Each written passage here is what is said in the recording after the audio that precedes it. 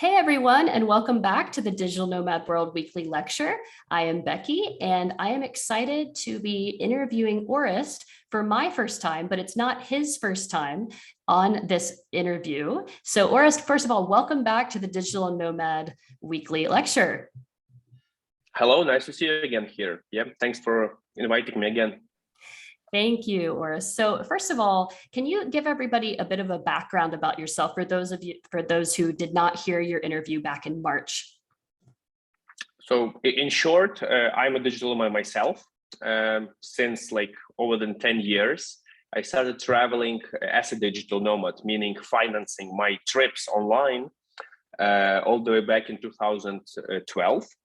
So once I stumbled upon the term digital nomad somewhere in 2015 or 16, and people will just like start like talking about this. I read like the digital nomad and like, oh, like that's what I'm doing actually for the like 4 years at least already. So yeah, and I visited like over 120 countries all around the world. My hometown is Lviv in Ukraine, and even though I traveled that much, Ukraine was always my base. Yeah, so I was always coming back here, and yeah, doing all types of online ventures. Like I'm pretty good at like online marketing, being focused on recurring revenue business models. Became like an established medium-sized influence blogger in Ukraine, and like doing what is considered to be the digital nomad dream for many years. Yes, but when the war in Ukraine started, yes, I decided like to participate in our resistance. And since the first day of the war, I am reporting from the ground, from here, and doing everything I can on the media side, like using my international network to get all type of support, endorsement, and raising the awareness about the events in Ukraine. Yeah, that's in short. Okay, so what were you doing shortly before the war broke out? And then how have things changed for you since we last interviewed you at the beginning of March? I was traveling, like just 1 week before the war. I was visiting Budapest, participating in a tennis tournament together with my wife.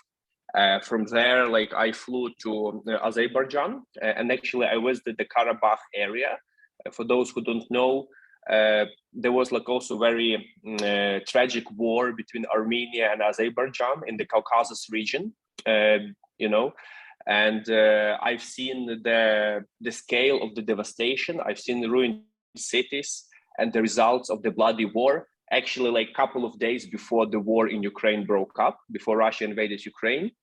So I kind of anticipated what's about to happen in Ukraine, and it's also was like my firm decision to arrive in Ukraine just a couple of days before the invasion itself happened. Yes, so I was like mentally prepared, obviously, a little bit, but obviously it was not something you could experience once you are living in the war zone and you are living through the war and so on. So that makes you much more experienced. And as far as I remember, our last interview happened in early March, meaning like a little bit over than 2 months ago. This was very early stage of the war, and many things were still like unpredictable, pretty much. My family like evacuated during the time from Ukraine. I stayed here doing the housekeeping stuff, trying to put my team back together and restructuring like with our marketing team to start producing war-related content, which actually helps, yes, to keep the awareness up and to get different types of support to Ukraine. And since then, well, many things have changed or evolved, you could say. So first of all, Russian troops didn't progress as fast as everybody thought they will, because I think the entire world kind of like thought Ukraine will fall very quickly within a week or so. This didn't happen. The early March when we spoke was very difficult situation in the north of Ukraine around Kyiv, around the capital. So it was almost encircled. It was under siege for almost a month. And in early April, those areas got liberated. So basically, Ukrainian army kicked back the Russian forces. And then when we started to witness all the terrible war crimes, what they left after they retreated, the thousands of civilian murders, Bucha, Irpin, all those words are associated now with death, with terror. I myself visited those areas just within days after the Russian troops retreated. So I still felt the smell of a burned houses around. I was documenting, the war crimes. I've seen dead people. I've seen the destroyed houses while still being cleaned up and so on.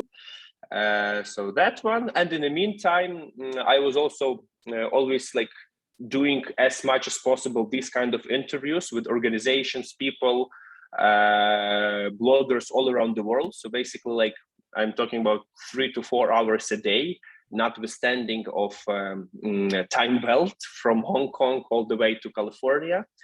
And it's, it showed some results because I also participated in some virtual events. I even managed to make some very productive humanitarian trip to Croatia, where I participated in other digital nomad events and establishing some cooperation with some NGOs in the neighboring countries.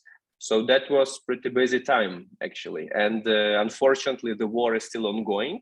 I am aware that the media presence is kind of sliding down slowly, but this is my job to continue pumping it up, because first of all, the war is not finished. And the worst is that it's actually the combat is stronger than it used to be 3 months ago.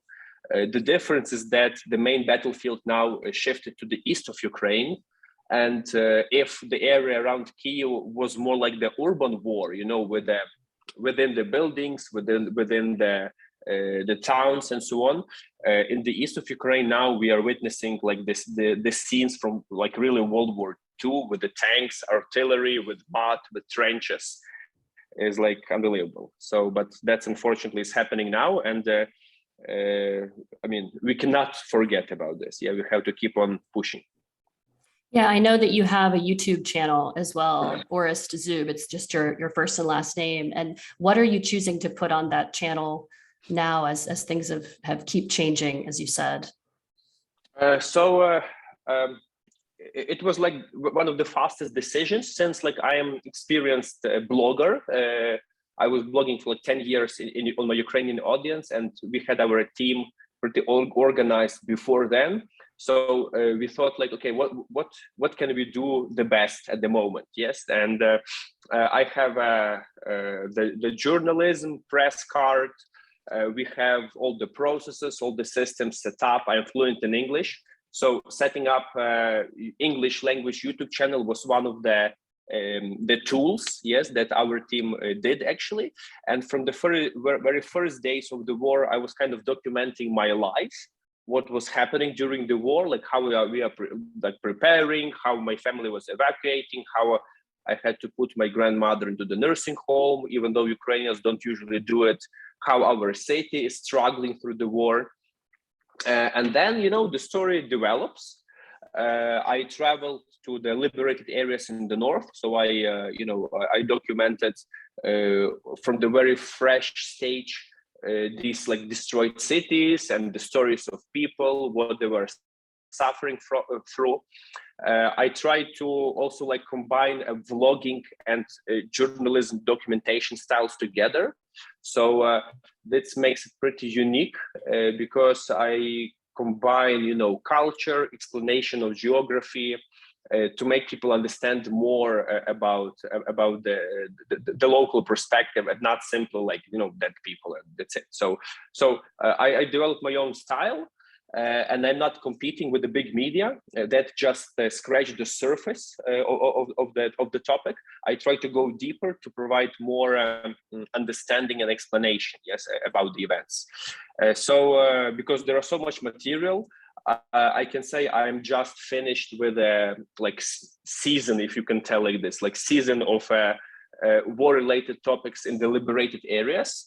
The next season will be my humanitarian trip to the Balkans. So I'm talking about Hungary, Italy, and Croatia. So all the events which was happening there. And the next stage will be my big expedition to the east of Ukraine. So currently I'm getting ready to that one. And, I'm like welding the car to make it stronger. We are buying some ammunition for my team, and in about 3 to 4 weeks after I'm back from another humanitarian trip to the Balkans, we are setting on for the road to go to the east, to reach the active combat front line as close as the situation will permit, to understand the area better. Mm-hmm. But I encourage everybody listening to check out his YouTube channel. It's really compelling. And I think there's nothing better than watching something like this as the war is going on, because we don't know how some of these media sources are, what they're choosing to show or not show. So yeah. Thank you for that. Can you explain more about the humanitarian trip to Croatia and what you were able to accomplish there? So when the war started, everybody, the entire population of Ukraine suddenly started to do something war related. Obviously we are talking about people taking guns and going to the front line, inscription, but the entire economy is changing, is adapting to the war requirements. Yes, because for Ukraine, this is the matter of survival. So restaurants started to cook for the army. Then some brand clothes that were doing t-shirts start to produce t-shirts for the soldiers. Logistical companies start to set up humanitarian chains of supplying ammunition or humanitarian aid from west to east, and so on. So in my case, since I'm a media guy and I am pretty well connected all around the world, I decided, first of all, I'm going to produce media content which gives leverage. Yeah, and this is where can I make the impact on a larger scale. And second is that I'm going to do the representative work. So I simply I'm pretty outgoing, and I think I can communicate well with people. So basically, going somewhere to some people, some organizations, some events, talking about Ukrainian question, establish contacts with local organizations in Ukraine, and building up those chains of cooperation. Yes. So during my trip to Croatia, we did we met a guy with very large channel in Poland, and we did some interviews with him so he can produce content. We met a guy in Prešov in Slovakia who is in charge for travel bureau in this town, and cooperation with him. I met people in Budapest. I participated in 2 conferences in Croatia in work culture travel in Dubrovnik, and Nomad base in Primošten, where we organized a charity dinner that we were collecting money to buy a van for the orphanage in Ukraine. I established cooperation with a refugee-related organization in Udine in Italy, and transferred humanitarian aid to the soldiers from there. I did a couple of interviews in Zagreb. In general, Croatia is a very supportive country to Ukraine because Croats were going through similar war scenarios 25 years ago, right? Fighting for their survival as well. So they really have this flashback of the war. I got the entire car of medical supplies that then later were sent to the front line. So this is in short, but this was pretty busy trip with everyday fixed schedule for almost two weeks. Yeah. Mm-hmm. Sounds like it. And I heard you were supporting an orphanage. You partnered with an orphanage that you are raising funds for, and you were getting a van for them. Is that right? Yeah. So important thing to understand is that in such situation, when you have the war, the top priority is army. Yes, because if Ukraine loses at war, all the other things like no children, no social programs, they will not matter. So I would encourage everybody to support the army first. However, I also understand that many people, they don't want to support something that kills, like if it sounds crazy, or at least something that protects. Yeah. So they tell, okay, let's choose the project related to water, to children, to food, this kind of stuff. So the organizers of Nomad Base, Johannes is my good friend. He's like the founder of the community. He asked me, like, Orest, could you please present us a good charity related to children? This is what we want to support. So I did my research, I did a few meetings, and eventually it was my decision. Yeah, I found a good orphanage that they're actually like a physical place, that they have kids. There are kids from around Western Ukraine, but also because of the war, many refugees who are fleeing the east, they need to find a shelter somewhere before they get restructured and being adopted by Western families or go to another place. So when I arrived there, I've seen there are like kids from Mariupol, from Kramatorsk, together with the local kids. And out of all requirements that they had in order to improve their conditions, I've seen that buying a van for them would be the most impactful, because they can always transfer kids. They don't have to call someone to bring the car and deliver them.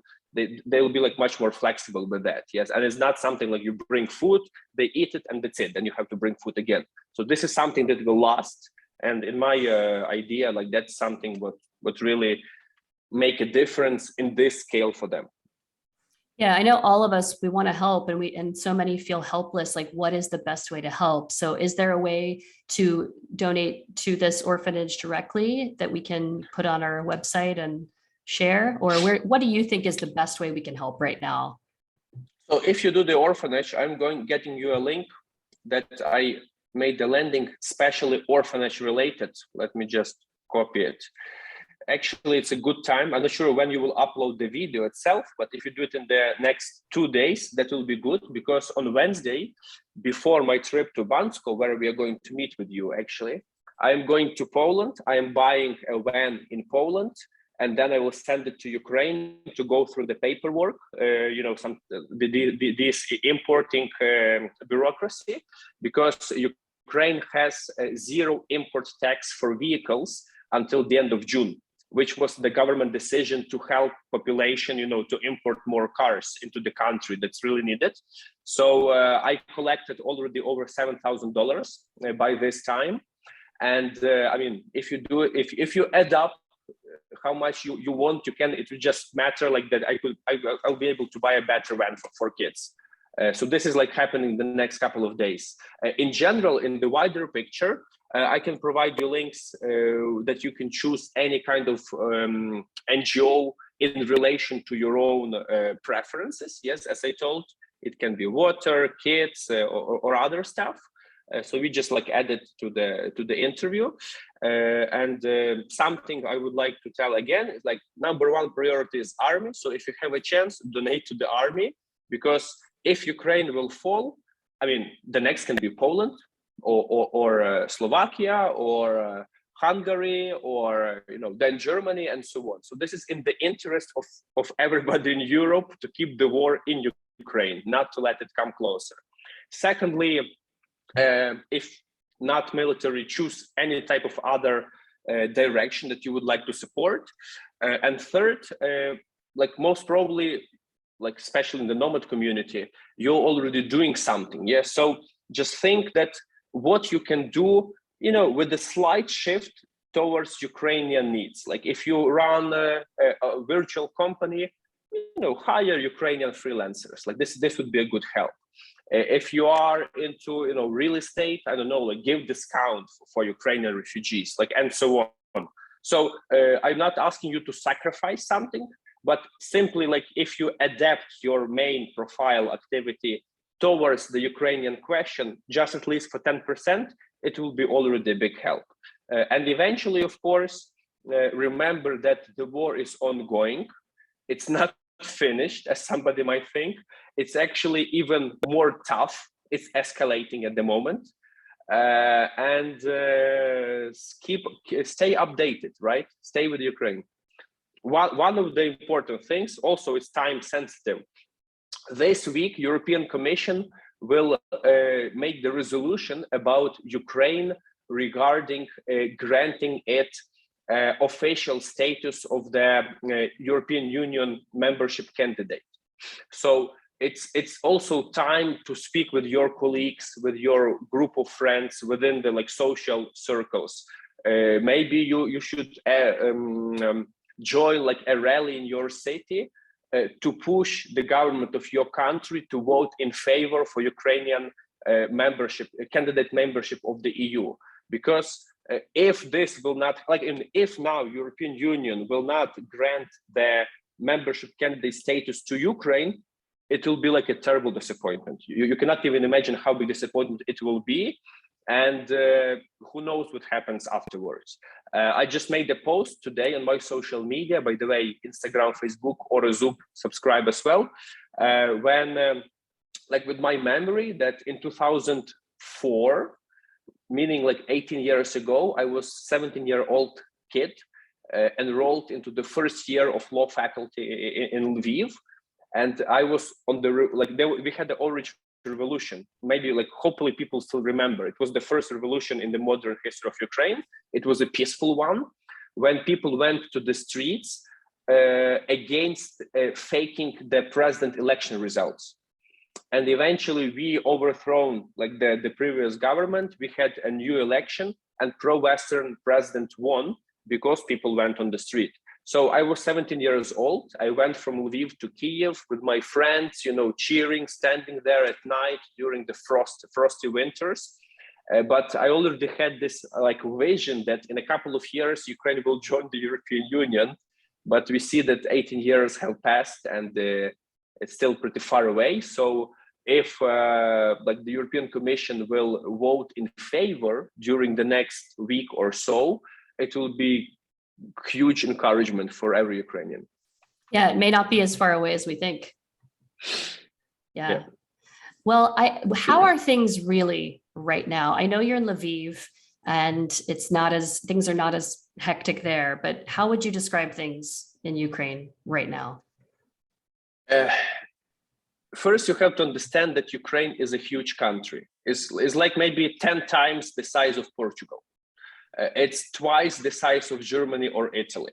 So it's a vast territory. If somebody comes to Lviv and now, not knowing that there is a war in the country, they would not realize that there is a war. The city functions absolutely normally with pedestrians, with public transport, with restaurants open. The more you go to the east, the more war-related it becomes. So, for example, even though Kyiv was liberated already over than 2 months ago, many people still didn't come back to Kyiv. The public transport is limited, not many businesses are open. I think at least half of the population is still not back in the city. The areas around Kyiv are destroyed. So I'm talking about destroyed bridges, burned houses, and some areas, even 2 months after liberation, still don't have a basic supplies like running water. In the east is very bad, is the active war zone. You've probably seen pictures that some areas look like a moonscape because of the constant shelling. Kharkiv, the second largest city in Ukraine, being constantly shelled for over than 3 months.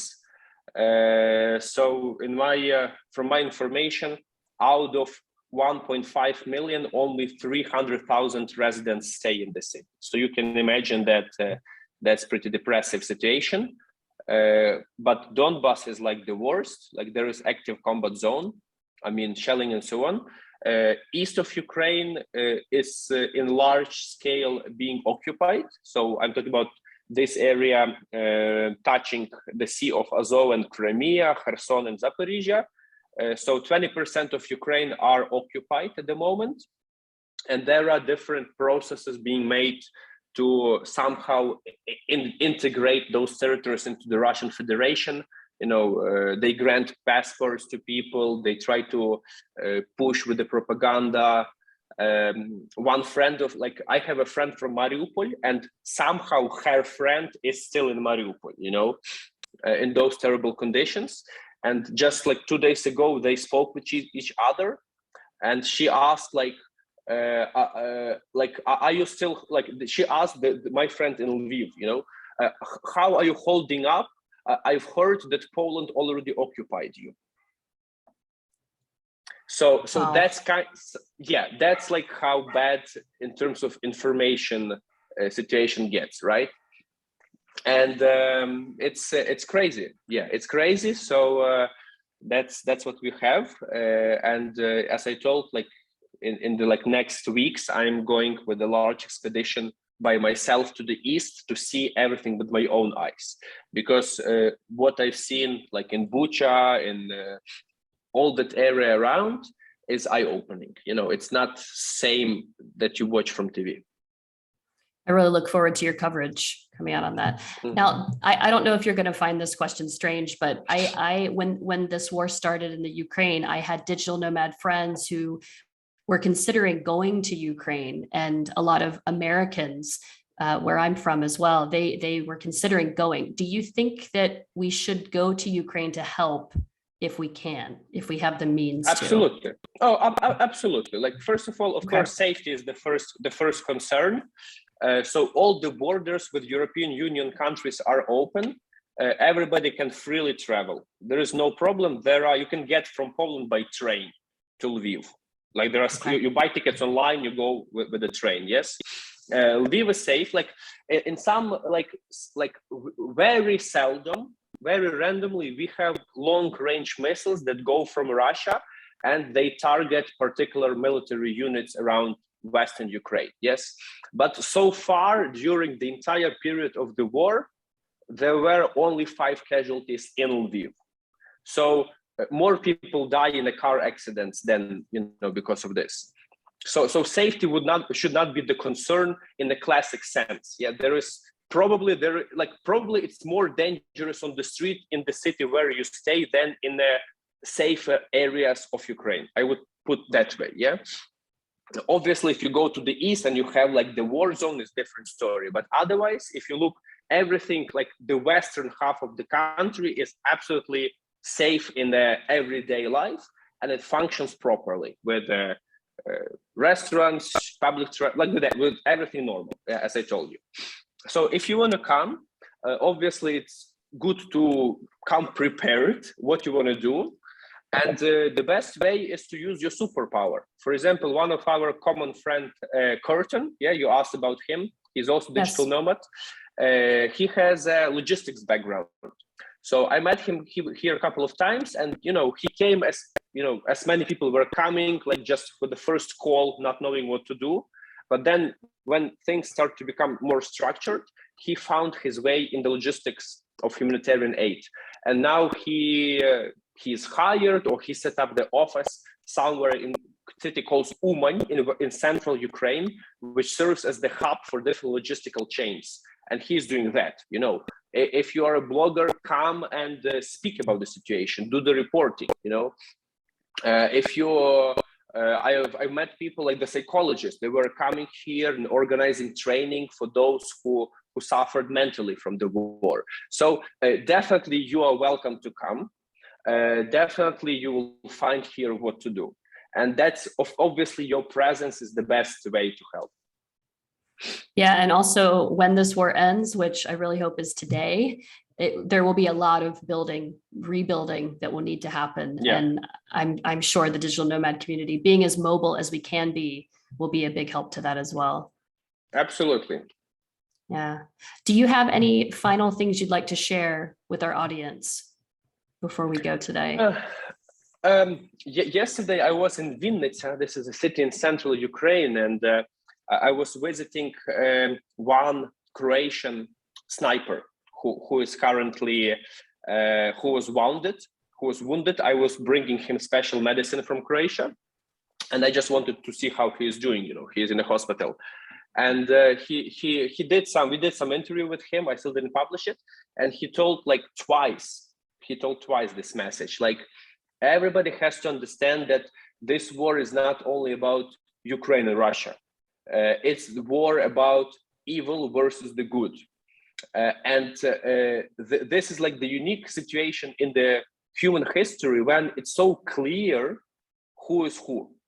That's why Ukraine received such a tremendous support from the rest of the world. And the rest of the world have to remember that Ukraine is effectively serving now as the shield for the entire Western values that many of which were got forgotten already in the Western countries. Yes, so this is just another sign that what we are fighting for, and it's another sign to stay with Ukraine until the victory. That's what I want to deliver the message. Thank you so much for sharing that. If people want to support you and your causes directly, I know you've already mentioned your social media, but where can they go to help support you and what you're doing? We will provide the link. So first of all, just follow me, Orest Zub, in all social media. It's pretty easy to find. Then I'm going to do the link here. If you would like to support by monetary donation within the next 2 days, you're welcome to join the orphanage campaign, because in 2 days I'm buying the car. And for the longer period of time, I'm also will give you the link, support, and you can see different options what you can do. Like today, for example, I registered a foundation together with my wife. So we are also structuring all the process to make it transparent and to make it properly organized. Obviously, it was needed time from the very beginning, but we did the foundation, which will support Ukraine in different matters. And, I will be posting it one by one in a proper time to show exactly what we are doing. So this makes sense to all the people. Mm-hmm. Thank you so much, Orest. And we will share those links when we post this video. Also, just to let everybody know, there is a Bansko Nomad Fest coming up, and there may still be tickets available. You may still be able to get them if you're interested, but Orest and I are both going to be there. So I look forward to meeting you in person, Orest. Absolutely. I'm going to deliver a talk about digital nomad life in Ukraine, and we'll have some more time to speak about the topic there. Yes, and I'm going to be interviewing the co-founder of Co-working Bansko and also the organizer of this Bansko Nomad Fest next week for Digital Nomad World. So we're going to do that at 3 p.m. UK time next week for everybody listening to this. Okay, regards to Matthias then from me. Mm-hmm. Yes, and thank you so much, Orest. It was really great to hear all of the updates of Ukraine, and thank you so much for sharing your story. Thanks for having me, and see you next time then. Stay safe. Thank you.